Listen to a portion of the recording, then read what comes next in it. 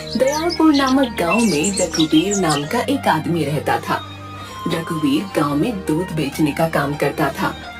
रघुवीर के पड़ोस में उसका भाई ललित रहता था और वो भी दूध बेचने का काम करता था। पता नहीं पिताजी ने ललित को एक गाय क्यों दे दी। अगर उन्होंने ऐसा ना किया होता तो आज पूरे गांव में सिर्फ मैं ही दूध बेचता। ललित बहुत अच्छा इंसान था, दिल लगाकर काम करता था और अपने परिवार के साथ खुश रहता था। मगर रघुवीर हमेशा अशांत रहता था, सभी का बुरा करने में लगा रहता था। अरे रघुवीर, आ गए दूध देकर? हाँ आ गया, तुम बताओ। हाँ भाई, आज जल्दी काम खत्म कर लिया क्योंकि मुन्ने के स्कूल में बुलाया गया था ना। अच्छा है। अब मैं जाता हूँ, मुझे बाजार से कुछ सामान लेकर आना है। ठीक है भाई। रघुवीर ललित को बिल्कुल भी पसंद नहीं करता था। हमेशा पिताजी ललित का ही पक्ष लेते थे, उसकी बड़ाई करते थे। पता नहीं ऐसा क्या है इसमें, है? मुझे तो कुछ भी खास नहीं लगता। ललित का सुखी और शांत जीवन रघुवीर से देखा नहीं जाता था। रघुवीर घर आता है, तभी उसकी पत्नी चंदा कहती है, आ गए आप? कहाँ घूम रहे हैं सुबह से? तुम काम बताओ ना, तुम्हें क्या मतलब मैं कहीं भी घूमूं? सुनिए जी, ये हर वक्त मुझसे चिड़चिड़ा होकर मत बात किया कीजिए, बता देती हूँ। हाँ, तुम मेरा दिमाग खाना बंद करोगी तभी तो मैं शांत होकर बात करूंगा। छोड़िए जी, आपको समझाकर कोई फायदा नहीं, मैं सीधे मुद्दे की बात करती हूँ। हाँ बोलो, क्या बात है? धीरे धीरे बच्चे बड़े हो रहे हैं, इसीलिए खर्च बढ़ता जा रहा है और आपकी आमदनी उतनी की उतनी ही है। ऐसे घर नहीं चल पाएगा। हाँ तो क्या चाहती हो, मैं क्या करूं? है? इसे गाय के दूध को बेचने से कुछ नहीं होने वाला। आप खेती बाड़ी भी शुरू कर दीजिए, जिससे हमारी आमदनी अच्छी हो। अरे चुप रहो, इस कड़ी धूप में मैं नहीं कर सकता खेती बाड़ी। जरा देखिए तो सही, ललित भैया कितने मेहनती हैं। कभी आप भी उन जैसा बनने की कोशिश क्यों नहीं करते? लो, अब बस तुम्हारे मुंह से ही सुनना बच गया था। तुमने भी कह दिया। एक काम करो, चली जाओ उनके ही पास। ये क्या बोले जा रहे हैं आप? जरा भी समझ नहीं आप में, जो मन में आता है वो बोल देते हैं। मुझे नहीं बात करनी आपसे। चंदा गुस्सा होकर वहाँ से चली जाती है। पता नहीं ऐसा क्या देख लिया इस चंदा ने ललित में, जो ये भी ललित का गुणगान गाने लगी। कुछ ना कुछ तो सोचना ही पड़ेगा। रघुवीर आमदनी बढ़ाने के बारे में सोचने लगता है। कोई तरीका नहीं मिल रहा जिससे आमदनी बढ़ जाए और मुझे खेत पर काम ना करना पड़े। रघुवीर गाय का दूध निकालता है और उसे लेकर सभी के घर देने जाता है। एक काम करता हूँ, जब दूध देने जाऊंगा तब सभी के घर से कुछ न कुछ चुरा लूंगा। रघुवीर ऐसा ही करता है। जिस भी ग्राहक के घर दूध देने जाता था, सभी के घर कुछ न कुछ चोरी कर लेता था और उन्हें बेच देता था। इस काम से भी कुछ खास पैसे नहीं मिल रहे हैं। इन छोटे मोटे सामानों को बेचकर 100-200 मिल पाते हैं। इसमें क्या होगा? कुछ बड़ा सोचना होगा। सभी को दूध देकर जब रघुवीर घर वापस आ रहा था, तभी उसकी नजर ललित पर पड़ती है। ललित एक ग्राहक को दूध दे रहा था। लीजिए भाई जी, 2 लीटर दूध। लाओ भाई लाओ। वैसे एक बात तो माननी पड़ेगी भाई, है? तुम बहुत ही अच्छा दूध देते हो भाई। मेरे घर में सभी लोग तुम्हारे दूध को बहुत पसंद करते हैं भाई। बस मिलावट वाला काम मैं नहीं करता, बाकी तो मेरी गाय है ही अच्छी। समझ लीजिए, बस पिताजी का आशीर्वाद है। ठीक है भाई, ठीक है। अब मैं चलता हूँ। कल भी 2 लीटर दूध मेरे लिए रखना, ठीक है? हाँ जी जरूर। ललित साइकिल लेकर आगे बढ़ता है। अरे रघुवीर, तुम भी दूध देकर आ रहे हो क्या? हाँ, अभी थोड़ी देर पहले काम खत्म हुआ है, अब घर जा रहा हूँ।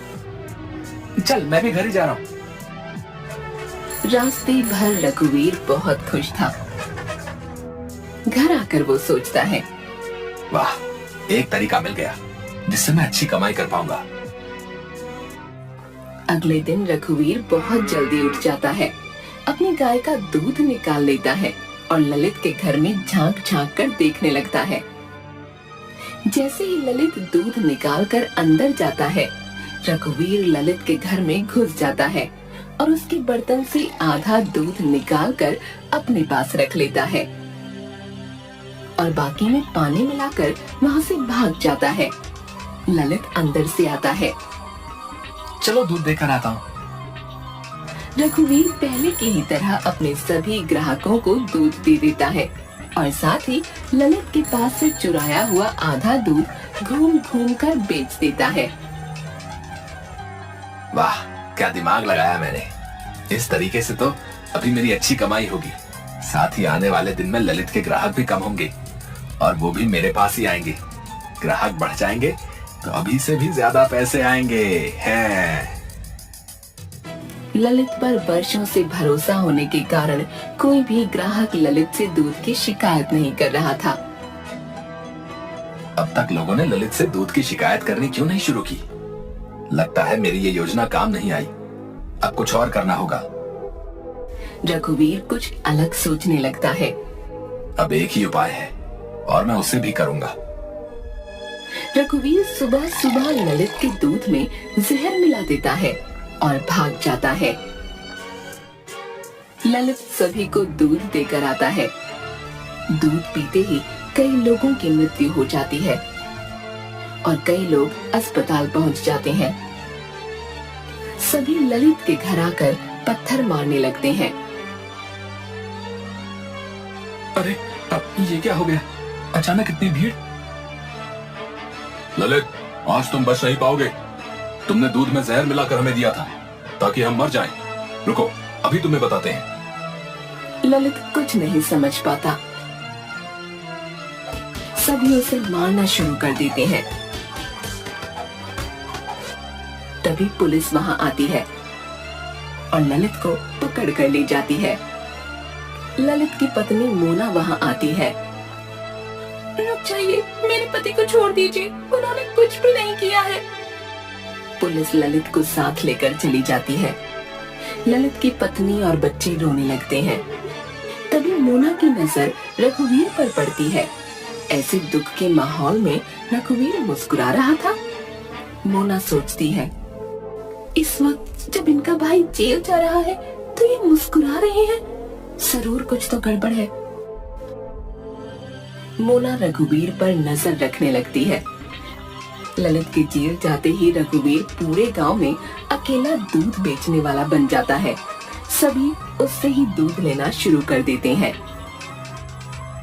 वाह, मजा आ गया। ललित जेल में पड़ा है और मैं यहाँ दुगनी कमाई कर रहा हूँ। आजकल रघुवीर हर वक्त खुश नजर आता था और हर रोज पैसे गिना करता था। अब बोलो चंदा, क्या बोलना चाहती हो? देखो तो जरा कितनी कमाई हो रही है। हाँ जी, तो कमाल ही हो गया। आप इतनी अच्छी कमाई कर रहे हैं, इसी खुशी में क्या मैं मायके से हो आऊं? हाँ हाँ, क्यों नहीं। जाओ, मैं बहुत खुश हूँ। जहाँ घूमना चाहो वहाँ घूम कर आओ। ये लो पैसे रखो, कुछ चाहिए होगा तो खरीद लेना। चंदा मायके जाने से पहले मोना के पास आती है।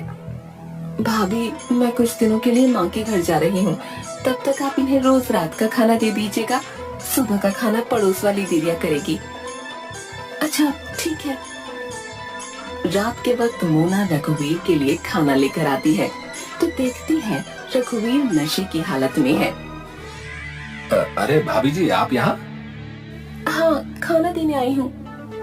ओ, रख दीजिए। वैसे आपको तो ललित की बहुत याद आती होगी, है? बेचारा गया जेल। और कौन भेजा उसे जेल? मैं। जी जी भाभी जी, सही सुना आपने। मैंने भेजा है उसे जेल। आपने भेजा है जेल? मगर कैसे और क्यों? अरे भाभी जी, आप भी ना कुछ समझती नहीं है? मैंने ही तो दूध में जहर मिला दिया था, जिस वजह से उसे जेल हुई। वैसे जब जेल से आए तो कहिएगा मैंने उसे बहुत याद किया। रघुवीर की बातें सुन मोना हैरान रह जाती है। मेरा शक सही था। जब मोना वहाँ से निकल रही थी तभी उसकी नजर एक बोतल पर पड़ती है। वो बोतल जहर की थी। अच्छा, तो जहर रघुवीर जी ने दूध में मिलाया था। कौन है इस गांव में जो जहर बेचता है? मिलना पड़ेगा उससे। अगले दिन मोना उस आदमी से मिलती है जो गांव में जहर बेचता था। इसके बाद वो सरपंच के पास आती है। सरपंच जी, मेरे पति बेगुनाह है, उन्हें फंसाया गया है। किसने फंसाया है उसे? आप सभी गांव वालों को बुलाइए, सबके सामने ही सारी बात होगी। सभी गांव वालों को बुलाया जाता है। रघुवीर भी वहां आता है। सरपंच जी, मेरे पति को फंसाने वाला कोई और नहीं बल्कि रघुवीर जी है।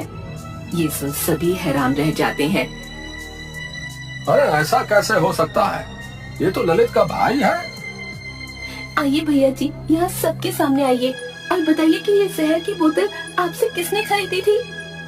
ये जहर की बोतल रघुवीर जी ने मुझसे खरीदी थी। सरपंच जी, जिस दिन इन्होंने जहर खरीदा ठीक उसके अगले दिन गांव में ये हुआ था। रघुवीर बहुत डर जाता है। क्यों रघुवीर, क्या सच्चाई है? जरा सामने आकर बताओ। रघुवीर डरता हुआ आता है। माफ कर दीजिए सरपंच जी, ज्यादा पैसों के लालच में मैंने ये सब किया। मैंने सोचा ये करने के बाद मेरी कमाई बहुत अच्छी होगी। अभी के अभी इसे जेल भिजवा दिया जाए, साथ ही ललित को छोड़ दिया जाए, और हाँ, गांव में जहर बेचना बंद करो। आज के बाद कभी किसी ने ऐसा किया तो कड़ी से कड़ी सजा मिलेगी। रघुवीर को गिरफ्तार कर लिया जाता है और ललित को छोड़ दिया जाता है। सभी गांव वाले ललित से माफी मांगते हैं और वापस ललित से दूध लेना शुरू कर देते हैं।